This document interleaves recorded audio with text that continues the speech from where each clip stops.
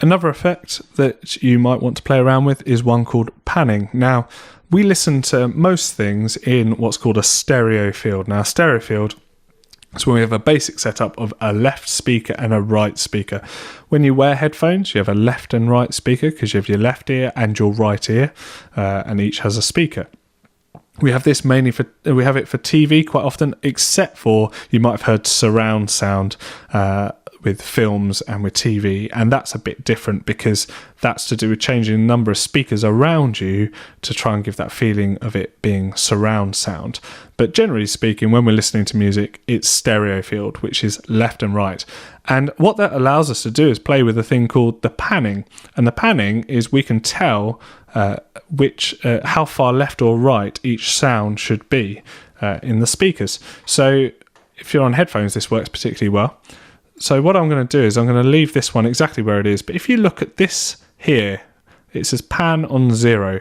Now pan 0 means right in the middle. So that means it will equally play at the left and right speaker, giving the effect that it's straight in the middle, right in front of you.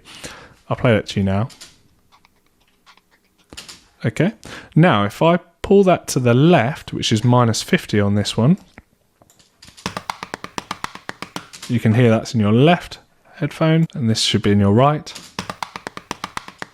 Incidentally, this is a really good test of whether you've got your headphones on the right way around, and if not, a good time to switch them over. But how I'm going to play with panning is I'm going to leave this one in the middle, but just for effect, what I'm going to do is gradually make every entry slightly further out from the middle. But also what I'm going to do is try and keep this mix quite balanced. So you'll notice I just went to -10 with the next entry. So what I'm going to do is go to +10 with the next entry.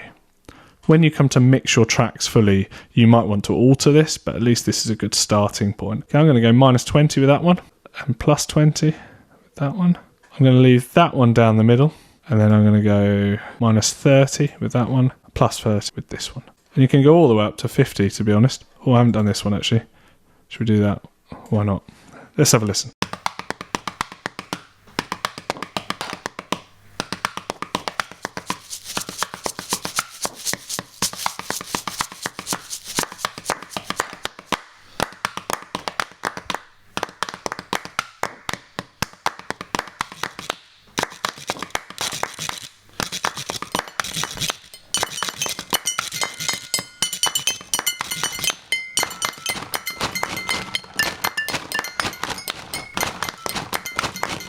You can really hear that last rhythm coming in on the left-hand side.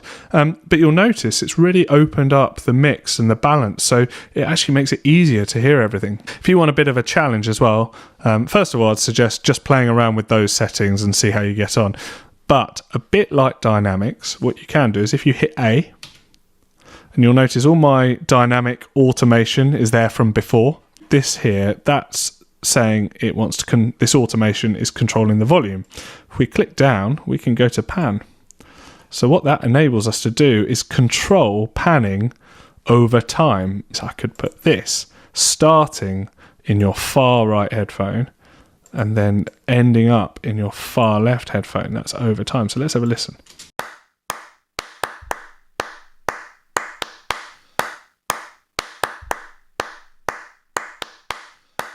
So you've probably heard how that went from your right to your left. So that's more advanced. You don't have to do that. You might want to wait until you've got your head around everything else before doing that type of panning. And again, if you want to come out of automation, press A and it will take you back. And then we're there. So that's panning.